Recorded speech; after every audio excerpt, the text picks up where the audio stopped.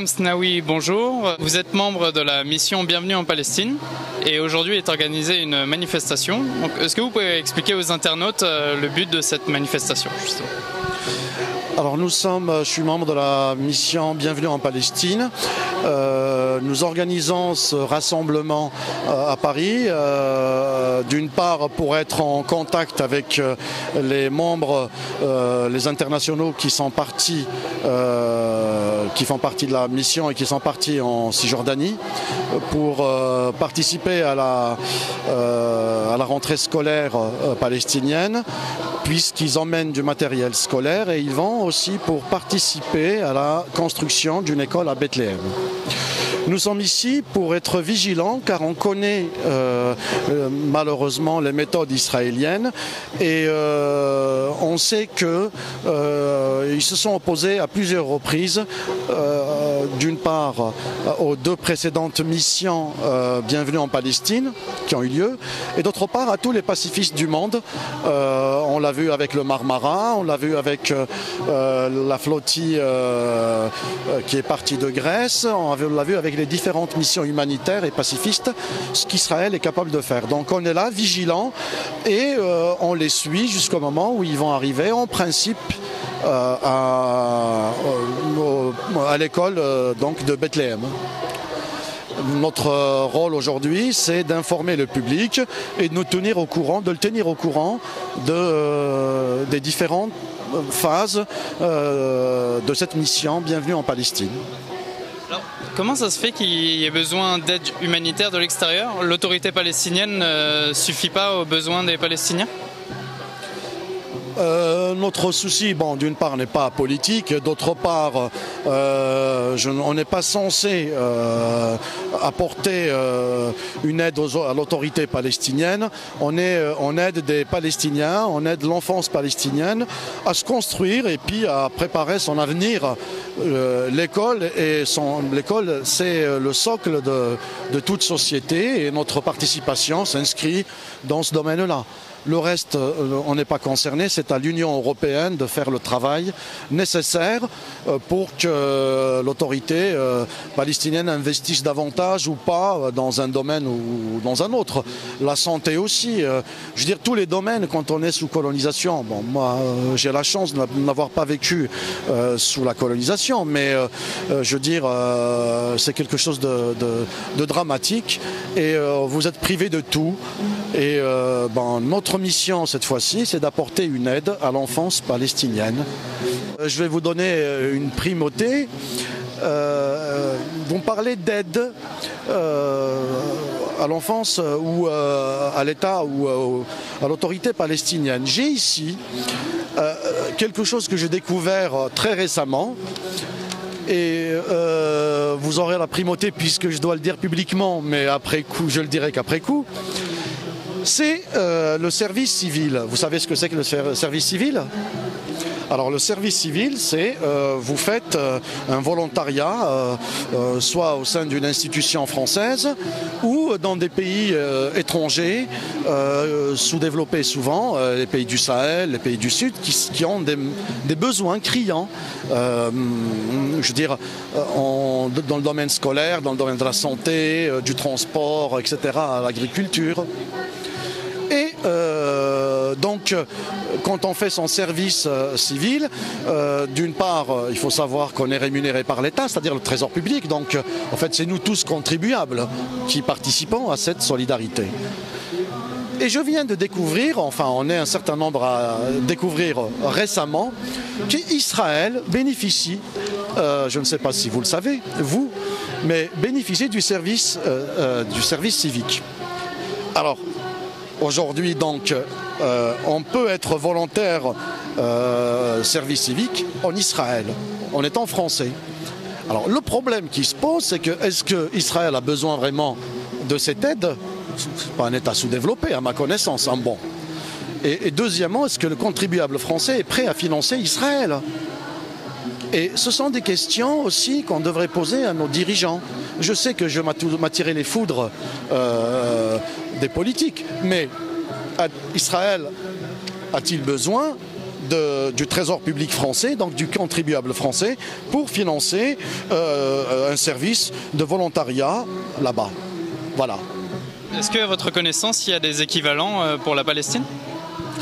À ma connaissance, pas du tout.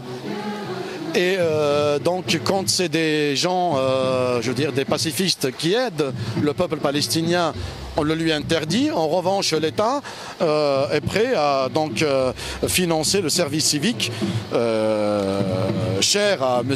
Hirsch, hein, qui a créé cette initiative, qui a lancé cette initiative pour Israël. Et donc, si vous aviez un message plus général à adresser aux Français au niveau des Palestiniens et des Israéliens, quel serait celui-ci? Il ne faut plus que la paix soit un mot creux. Mais je dis aux Français, je dis à tous mes concitoyens, la paix passe par le respect du droit et du droit international, le respect des uns et des autres. On n'est pas dans le conflit religieux.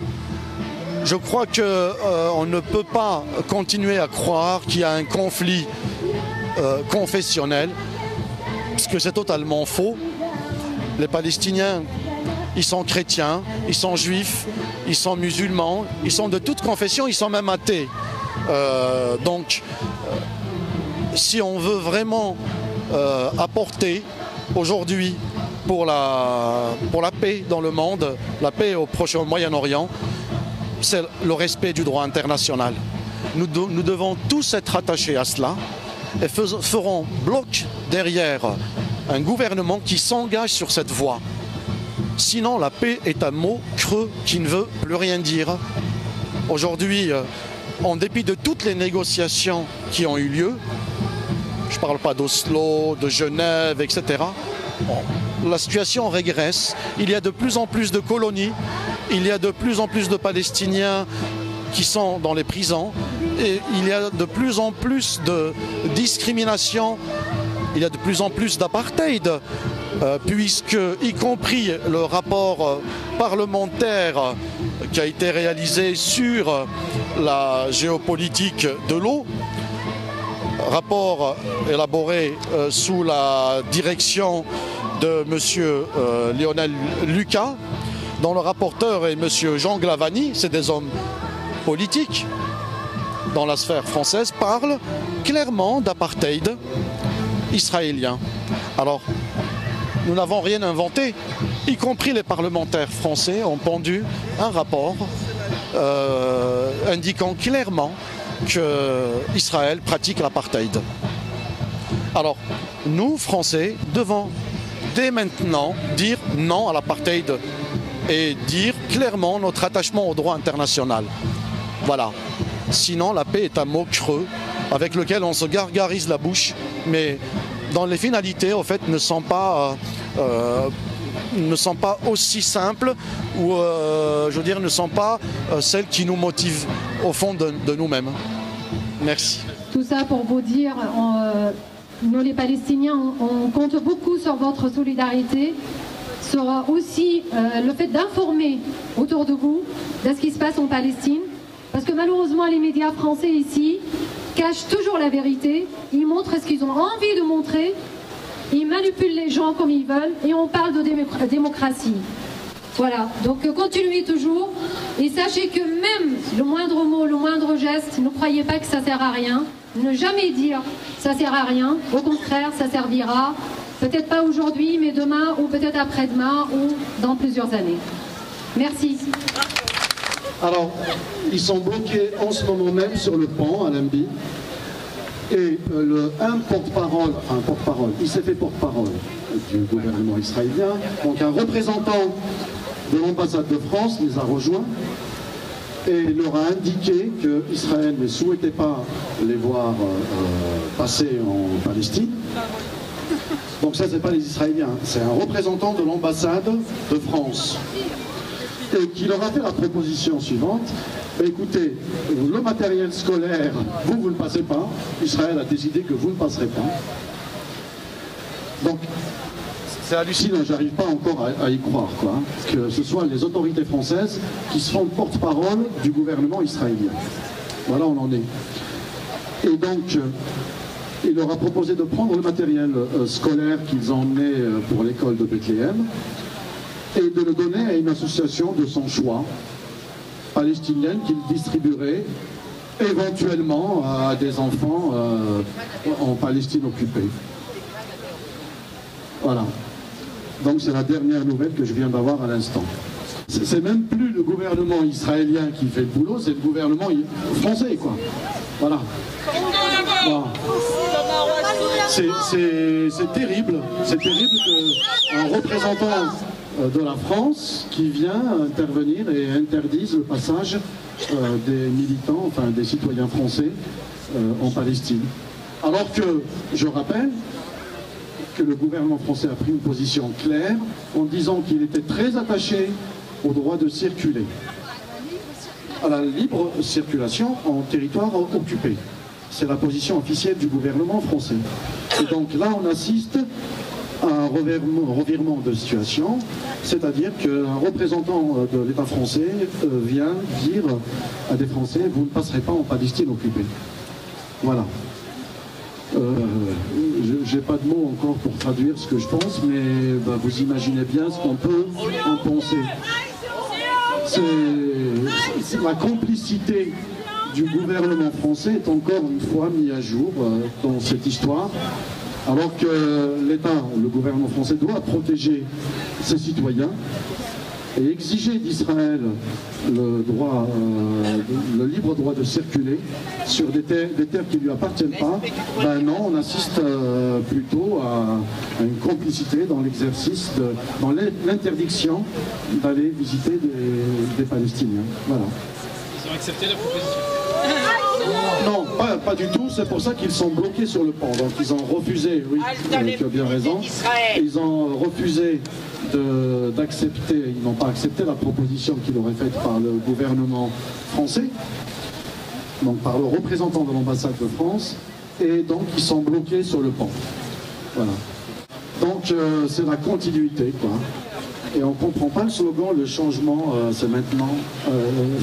On l'attend, monsieur Hollande, le changement. Il va falloir nous le montrer quand même. Voilà. On croyait que cette gauche allait faire avancer les choses, mais malheureusement, on constate que la politique du gouvernement français sur le sujet en question, c'est une stagnation, voire pire, c'est une régression de plus en plus prononcée. Voilà.